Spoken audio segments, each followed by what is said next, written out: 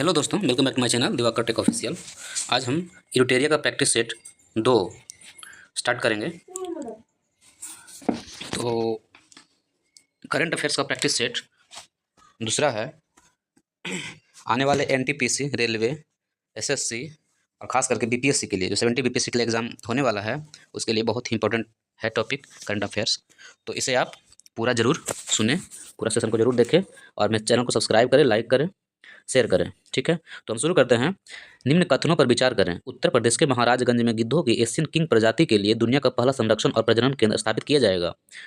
Option है दूसरा है, एशियाई किंग गिद्ध IUCN रेड लिस्ट की सूची में गंभीर रूप से संकटग्रस्त के अंतर्गत शामिल है।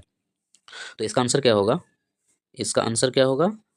कथन सत्य कौन है? ठीक है, तो सत्य किसमें कथन दोनों है, तो इसका आंसर होगा सी। ठीक है, इसका आंसर सी है। ठीक है, नालंदा विश्वविद्यालय के को वर्ल्ड हेरिटेज साइट में किस वर्ष शामिल किया गया? तो इसका आंसर होगा 2016। क्या होगा? 2016 में नालंदा विश्वविद्यालय को वर्ल्ड हेरिटेज साइट में शामिल किया गया। ठीक है, अगला प्रश्न है प्रमुख दिवस है और थीम है, तो इसको मिलान करना। नीचे क्वेश्चन कर रहा है उपरोक्त में से कौन सा युग्म गलत है? ठीक है, कह रहा है कौन सा युग्म गलत है। पहला है विश्व मरुस्थलीय और सूखा रोकथाम दिवस, भूमि के लिए एकजुट हमारी विरासत हमारा भविष्य।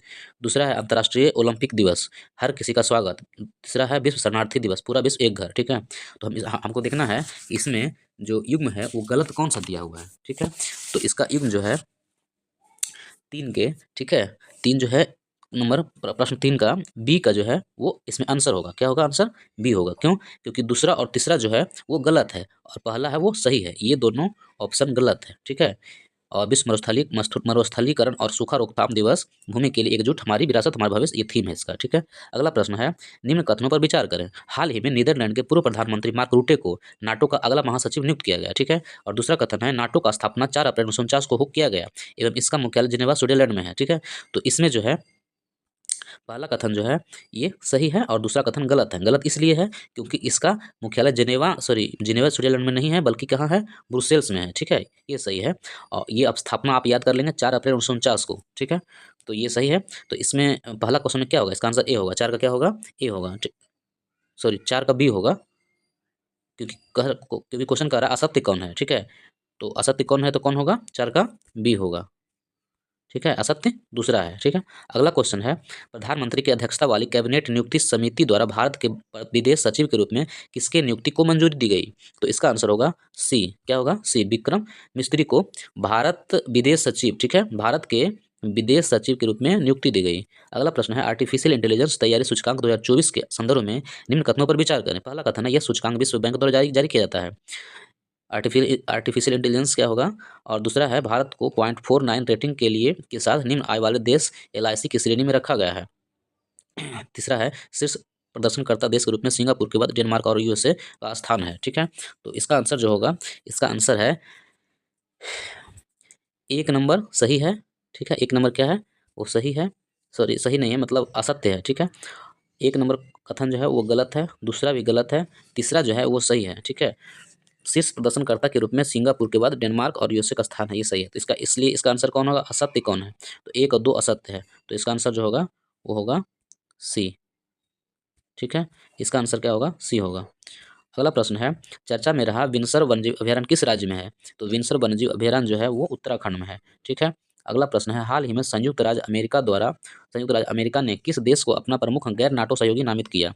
तो इसका क्या आंसर होगा? केनिया। केनिया जो है अमेरिका का गैर नाटो सहयोगी नामित हुआ। ठीक है, अगला प्रश्न है निम्न कथनों पर विचार करें। हाल ही में श्रीनगर विश्व शिल्प शहर के रूप में मान्यता प्राप्त करने वाला चौथा भारतीय शहर बन गया।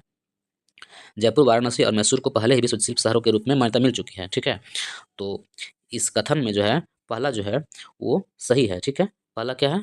सही है और दूसरा है गलत। क्यों गलत है? क्योंकि चौथा तो श्रीनगर है, तो इससे पहले जयपुर तो है और मैसूर है और बनारस नहीं है। बनारस की जगह मालापुरम है। ठीक है, क्या है? मालापुरम, इसलिए गलत है। तो इसमें क्या होगा आंसर? इसका आंसर होगा 1। ठीक है, इसका आंसर होगा 1। ठीक है, अगला प्रश्न है 10 नंबर, विश्व निवेश रिपोर्ट 2024 के संदर्भ में निम्न कथनों पर विचार करें। पहला कथन है, यह रिपोर्ट विश्व बैंक द्वारा जारी किया गया है। प्रत्यक्ष विदेशी निवेश के मामले में भारत वर्ष 2022 में 8वें स्थान से फिसलकर 13वें स्थान में 15वें स्थान 2023 में 15वें स्थान पर आ गया। तीसरा है, रिपोर्ट के अनुसार वर्ष 2023 में भारत में प्रत्यक्ष विदेशी निवेश FDI 28% घटाकर 43 बिलियन डॉलर हो गया। ठीक है, तो इसमें क्वेश्चन नीचे कह रहा है, क्या कह रहा है, सत्य कथन कौन है? तो सत्य कथन इसमें है कौन? सत्य कथन में ये कथन गलत है। ठीक है, और ये कथन भी गलत है। ठीक है, क्योंकि ये अंकटार द्वारा रिपोर्ट जारी किया जाता है और इसमें दूसरा जो है वो सही है। ठीक है, तो क्या होगा इसका आंसर? 10 का बी होगा। 10 का क्या होगा? बी। ठीक है, अगला प्रश्न है, 18वीं लोकसभा चुनाव के संदर्भ में निम्न कथनों पर विचार करें। राष्ट्रपति द्वारा सांसद भर्तृहरि महताब को प्रोटेम स्पीकर नियुक्त किया गया। स्वतंत्र भारत में 18वीं लोकसभा से पूर्व सभी उपाध्यक्ष निर्विरोध चुने गए हैं। ओम बिरला 2 बार लोकसभा अध्यक्ष निर्वाचित होने वाले छठे अध्यक्ष हैं। और चौथा है, प्रोटेम स्पीकर की नियुक्ति के संबंध में राष्ट्रपति संविधान के अनुच्छेद 94 के 1 से सत्य प्राप्त करता है। ठीक है, तो इसका जो आंसर होगा, क्वेश्चन क्या कर रहा है, उपरोक्त में से कितने कथन सत्य है पूछ रहा है, सत्य कौन है। ठीक है, तो सारा क्वेश्चन गलत है। ठीक है, ये भी गलत है, ये भी गलत है, आंसर होगा 3। ठीक है, तो सत्य कौन है? केवल 3 होगा। ठीक है, यानी सी होगा। ठीक है, 11 नंबर क्या होगा? सी, केवल 3, यानी ओम बिरला जो है 2 बार लोकसभा अध्यक्ष निर्वाचित होने वाले छठे अध्यक्ष हैं।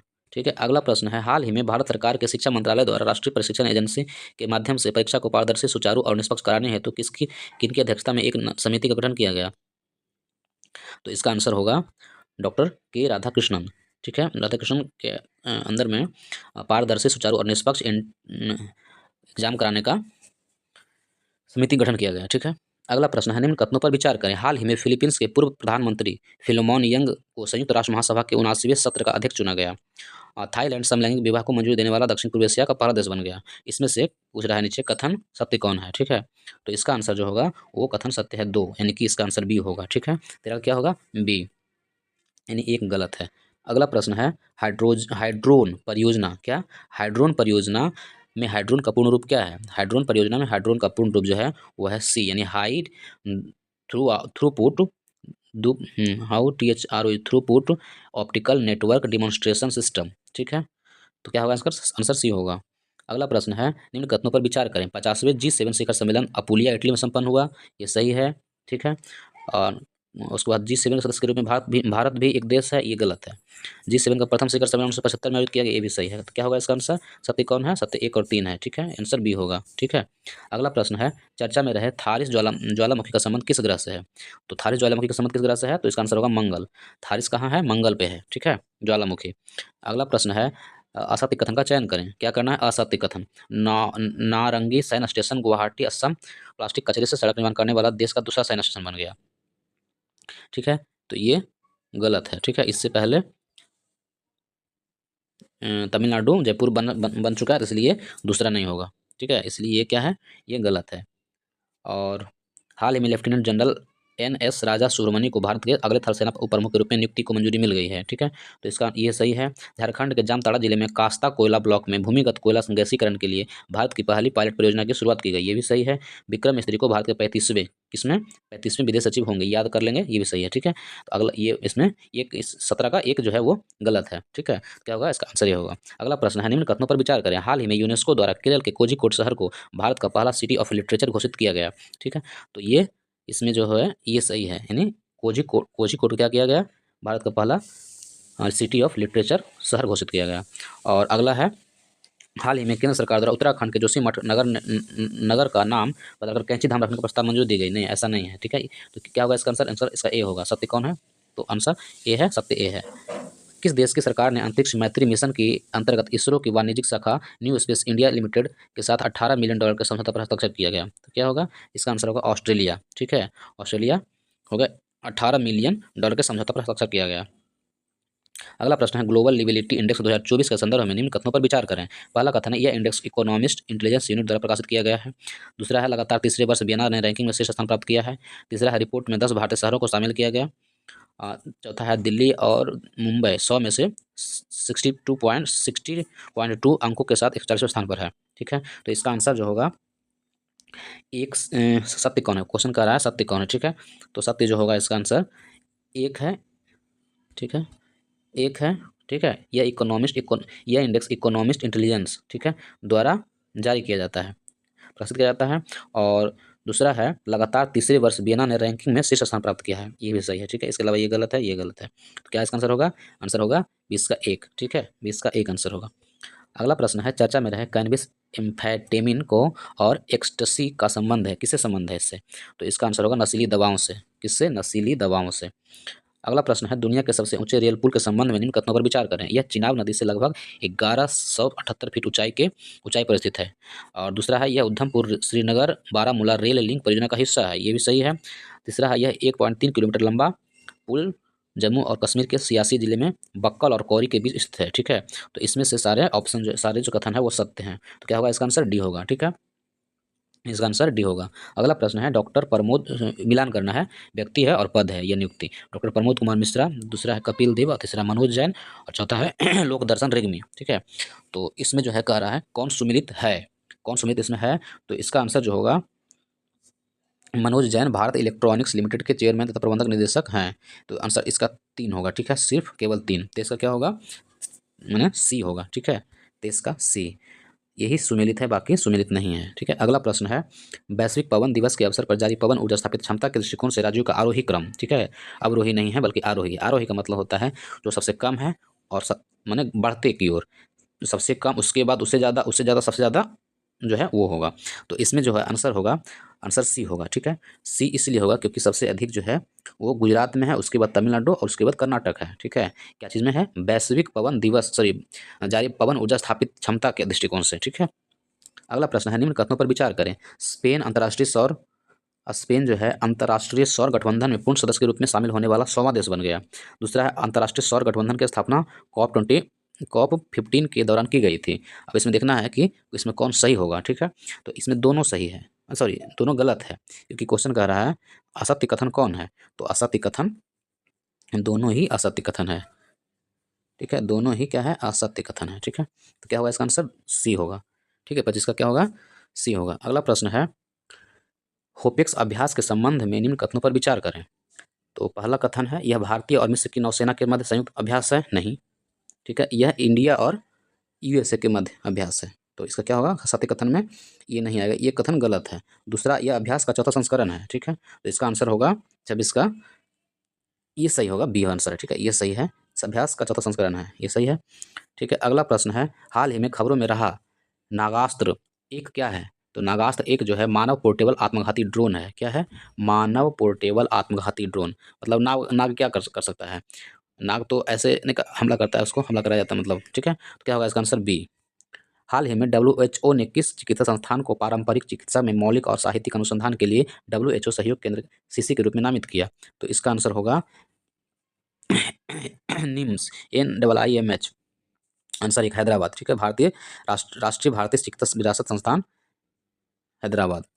अगला प्रश्न है, सिरिल रामफोसा को किस देश के राष्ट्रपति द्वारा चुने गए? ठीक है, तो इसका आंसर होगा दक्षिण अफ्रीका के राष्ट्रपति द्वारा वो चुने गए, ठीक है। अगला प्रश्न है, हाल ही में खबरों में रहा K2-18b क्या है? K2-18b क्या है? तो ये है एक्सो प्लैनेट। क्या है? एक्सो प्लैनेट, आंसर होगा ए, एक्सो प्लैनेट। अगला प्रश्न है, अगस्त 2024 में बहुराष्ट्रीय वायु अभ्यास तरंग शक्ति 2024 की मेजबानी कौन सा देश करेगा? कौन सा देश करेगा? तो इसका आंसर होगा भारत, ठीक है। कौन सा तरंग शक्ति 2024 की मेजबानी कौन सा देश करेगा? तो इसका आंसर होगा भारत, ठीक है। अगला प्रश्न है, हाल ही में खबरों में रहा एडीज एल्बोपिक्टस क्या है? एडीज एल्बोपिक्टस क्या है? तो यह क्या है? मच्छर है, मच्छर, ठीक है। अगला प्रश्न है, समाचारों में रहा मत्स्य 6,000 किस संस्थान द्वारा विकसित किया गया? तो इसका आंसर जो होगा वो है बी, राष्ट्रीय महासागर प्रौद्योगिकी संस्थान NIT चेन्नई। क्या होगा? चेन्नई, राष्ट्रीय महासागर प्रौद्योगिकी संस्थान NIOT चेन्नई। अगला प्रश्न है, हाल ही में भारत और अमेरिका के बीच महत्वपूर्ण और उभरती प्रौद्योगिकियों पर पहल की दूसरी वार्षिक बैठक कहाँ आयोजित की गई?